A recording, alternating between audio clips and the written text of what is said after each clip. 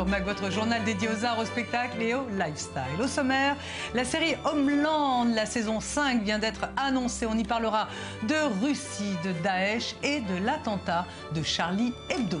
Au sommaire également, l'été, il est incontestablement là. Et du reste, merci d'être fidèle à nos programmes en vacances. L'été donc, ses plages, son soleil, son farniente et sa bonne bouffe. D'où notre question, on mange quoi lorsqu'il fait 40 degrés? Eh bien, nos caméras ont mené l'enquête sans rien avaler. Et puis, nous vous montrerons les travaux de fin d'études des étudiants de Bessalel, l'école d'art de Jérusalem en Israël. C'est une compagnie aérienne qui a été inventée, une compagnie aérienne transgenre et un appareil de rééducation sous-marine.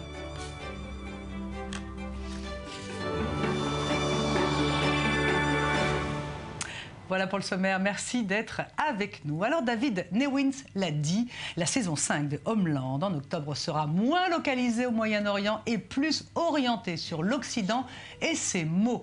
Au programme de l'agent Mathison, Poutine, la Russie et avec en point d'orgue la France. Homeland va revenir sur la tuerie de Charlie Hebdo.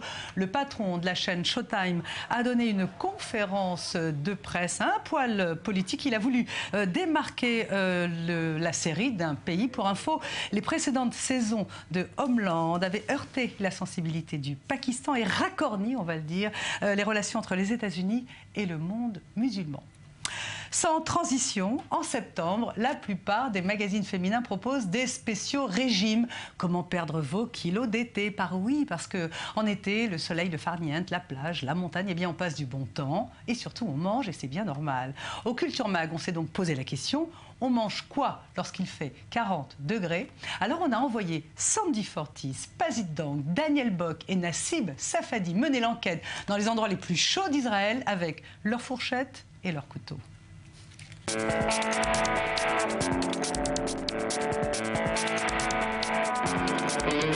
En été, il fait beau, il fait chaud, il fait même très très chaud.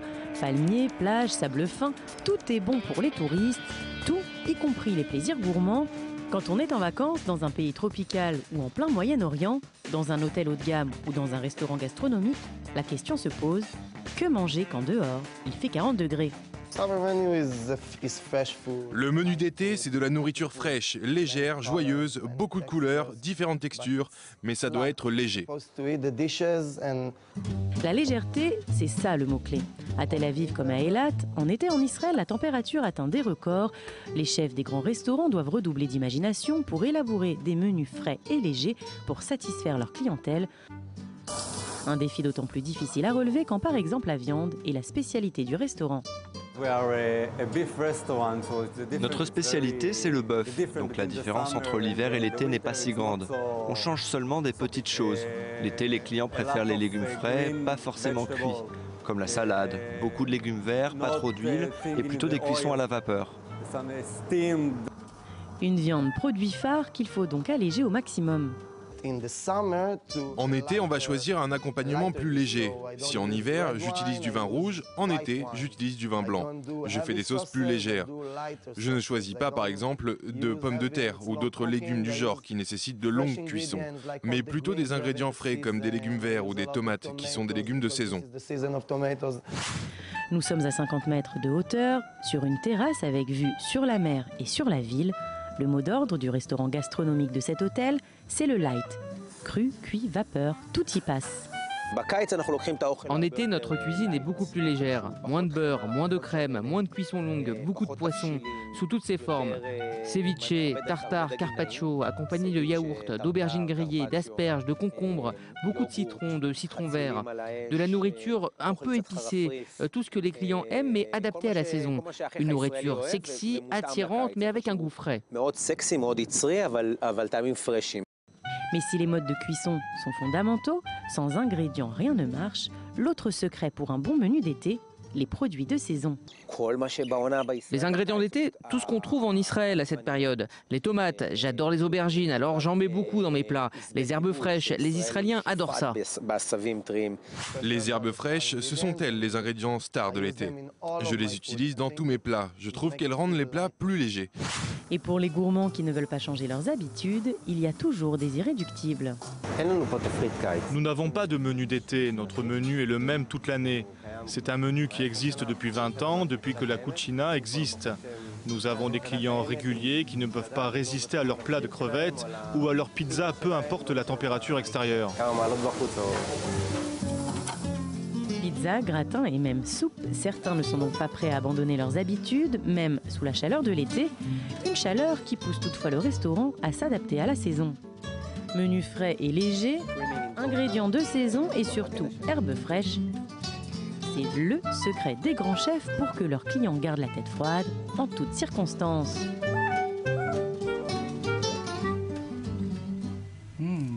À suivre, Tom Cruise qui fait ses cascades lui-même pour ne pas vieillir. Après tout, pourquoi pas. Mais tout de suite, un focus sur Basquiat. C'est le highlight de Sandy Fortis.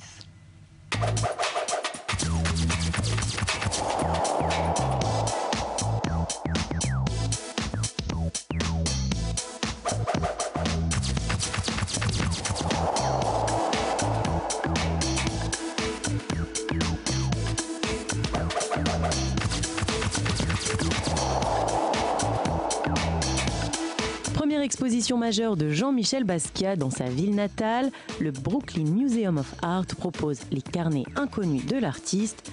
160 pages de ses documents rares, accompagnés de ses œuvres sur papier, toile grand format, mais aussi des fragments de poésie, dessins et autres observations personnelles. Autodidacte, Jean-Michel Basquiat puise ses influences des bandes dessinées, des publicités, des dessins d'enfants, du pop art, du hip-hop, de la politique et de la vie quotidienne. Un artiste aux intérêts éclectiques.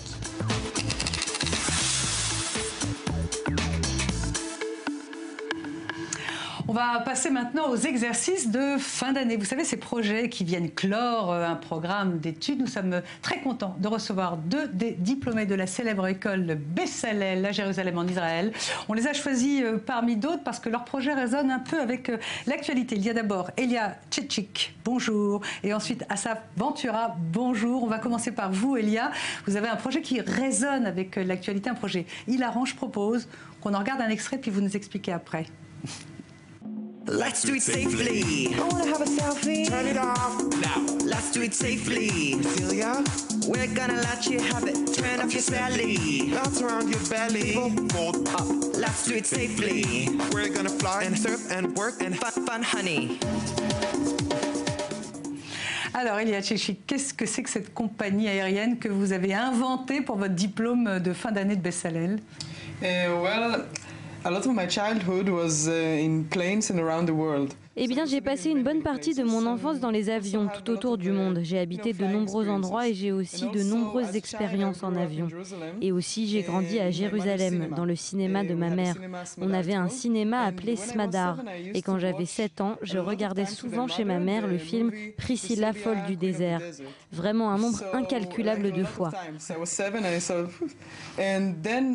Donc voilà, mes inspirations pour le projet, mon enfance et ma vie actuelle, et aussi le rêve, la compagnie aérienne que j'aurais adoré avoir.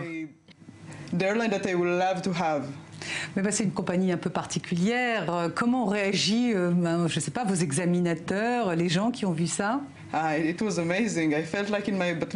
C'était incroyable, c'était comme si c'était ma bat mitzvah. Ils me jetaient des sucreries et tout le monde attendait de voir cette vidéo, l'application, le branding, les posters et tout. Et les réactions étaient vraiment bonnes, vraiment. Alors il fait écho à une actualité particulière dans votre pays qui est à la fois un des pays les plus ouverts pour les transgenres et en même temps on a vu ce qui s'est passé, la mort d'une jeune fille pendant la Gay Pride. Qu'est-ce que ça vous fait? Yeah, I was actually in the Pride. I was really close to the stabbing. I was like 50 meters before. Oui, en fait, j'étais à la Gay Pride. Je me trouvais vraiment à côté du lieu du meurtre, environ 50 mètres en avant. Et en fait, je pensais que depuis 2005, il y a eu un attentat similaire. Je pensais que les choses s'amélioreraient et que tout était plus ouvert et que la communauté gay avançait dans la bonne direction. Et lorsque ça s'est produit, la réalité m'a frappé en pleine face. On va passer maintenant à votre camarade. Bonjour Asaf Ventura. Alors vous, c'est tout à fait autre chose. Vous avez été blessé pendant votre service militaire en Israël, dans Tzahal. Vous avez une main qui est handicapée, vous avez fait de l'hydrothérapie et vous avez eu une idée géniale pendant votre réhabilitation, un objet. Est-ce que vous pouvez nous en parler? Actually, I got injured Oui, en fait, j'ai été blessé à l'armée il y a 13 ans. C'était à côté de Jenin. J'étais infirmier dans l'armée et un terroriste a déclenché une bombe à côté d'une mosquée. Et un fragment de la bombe a coupé ma main, a blessé mes oreilles, mes yeux et d'autres endroits encore. Mais lorsque j'ai intégré l'école des beaux-arts de Bezalel, j'ai voulu faire mon projet final avec comme fil conducteur mes blessures. Donc j'ai designé et développé un prototype pour piscine d'hydrothérapie.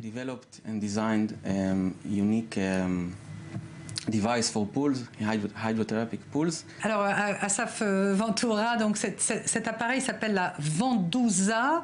Vous l'avez conçu comment?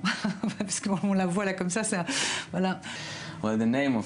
Le nom de ce prototype, de cet engin, c'est Vendouza, presque comme mon nom, Ventura, et ça ressemble aussi à Medusa, la méduse. Et lorsque j'ai développé cet engin, on s'est rendu compte que si l'on le sort de l'eau, il n'a aucune vie. Seulement plongé dans l'eau, il revit. Donc les gens peuvent le plonger dans l'eau et faire des exercices avec cet engin. Donc voilà pour le nom. Est-ce que vous avez envie que ça devienne un produit utile pour les gens malades qui ont besoin de rééducation, de l'industrialisation en fait? Yes, actually when I start the project. Oui, tout à fait. En fait, lorsque j'ai commencé ce projet, tout est parti vraiment du cœur. Je veux dire que, comme je vous l'ai dit, j'ai été blessé à l'armée et donc j'ai côtoyé de nombreuses personnes handicapées. Et tous les jours, depuis 10 ans, je vais à Bet Halochem, un centre de rééducation pour personnes blessées à l'armée, et je fais de la rééducation grâce au sport. Et ça aide énormément. Et mon rêve est que cet engin soit dans toutes les piscines sportives, pas seulement dans les piscines pour handicapés, mais c'est l'essence de mon projet et la raison de mes études à Bezalel. Merci beaucoup. On souhaite longue vie à vos projets et à vos carrières. Merci à tous les deux. Merci beaucoup. Formidable. C'est une interview qui a été réalisée avant ce journal. On retrouve maintenant Laetitia Loreni. Bonjour. Alors, le dernier volet de la saga Mission Impossible cartonne et on apprend que Tom Cruise fait ses cascades lui-même. Alors, il y a les actrices hollywoodiennes, elles se mettent du botox et lui, il fait ses cascades lui-même. C'est la seule solution pour exister à Hollywood. Pour continuer d'exister à Hollywood. Alors, c'est l'une d'entre elles. Soit, quand on est un peu plus vieux et homme, on se tourne vers la comédie. Soit, on devient son propre cascadeur pour s'attirer la glorification éternelle de cette cruelle industrie du cinéma hollywoodien. Et là-dessus, Tom Cruise n'y va pas de main morte. Regardez un peu ça. Une anti-mission impossible. Ils feront tout pour nous avoir. Oh la vache. Vous voulez en finir avec le syndicat? C'est impossible. C'est toi en position. J'ai un visuel. Le spectacle va commencer. D'accord. Vous et votre équipe devrez répondre de chaque acte de destruction dont vous êtes responsable. Maintenant, on est tous recherchés par la CIA. Génial. T'as mis ta ceinture? C'est maintenant que tu le demandes!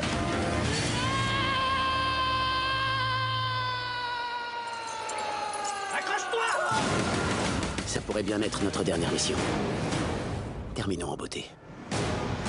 Ouvre la porte! Allez vite! Ouais, j'essaye! Benji, ouvre cette porte tout de suite! Oh, c'est pas vrai! Voilà. C'est pas mal pour un quinquagénaire. Tout à fait, il a bien... C'est notre Jean-Paul Belmondo à nous. Un peu plus vieux même que Jean-Paul Belmondo quand il fait ses cascades. Il s'est bien accroché à un avion à 300 km/h. Il sait manier la moto presque aussi bien qu'Agostini. Et il s'est pris des coups. Et il a même retenu sa respiration près de 3 minutes pour tourner une scène musclée du film. C'est sa solution à lui pour faire oublier les bas de sa carrière qui a souvent été encombrée par la polémique. L'acteur nous fait bien comprendre qu'il est finalement peut-être la dernière véritable star hollywoodienne de films d'action. Polémique, c'est-à-dire Les polémiques qui ont battu la carrière de Tom Cruise, qui était quand même qui régnait sur le box-office depuis le début de sa carrière et qui finalement, à la suite de La Guerre des Mondes, qui était un succès extraordinaire, a fait une malencontreuse interview avec Oprah Winfrey où il s'est mis à danser, ou enfin en tout cas à sauter sur un canapé. Alors là, tout le monde crie à la fin de sa carrière, sans compter sur son équipe de communication incroyable qui a massivement communiqué autour du fait qu'il faisait véritablement ses cascades. Là, la presse se jette dessus et réalise que Tom Cruise, c'est pas seulement un être étrange qui saute sur les canapés d'Oprah Winfrey, mais c'est bien la dernière grande star hollywoodienne que les studios américains nous ont fabriquée. Avec Stanley Kubrick, Cocktail. Non, je parle des stars hollywoodiennes de films d'action. Merci Laetitia. J'ai une mauvaise nouvelle, je suis désolée. On apprend la mort. C'est la mort du petit chien Huggy, le chien de The Artist. Voilà, on va terminer le journal avec la mort de ce petit toutou. Bah oui, il est mort. Le pauvre, il a été euthanasié, il a eu un cancer du côlon. C'était un chien star quand même. Il avait posé sa patte. Qui a eu l'Oscar du meilleur chien dans un film. Il a posé sa patte sur le Hollywood Boulevard. Merci, à demain, même heure. Juste après, c'est l'info sur i24 News.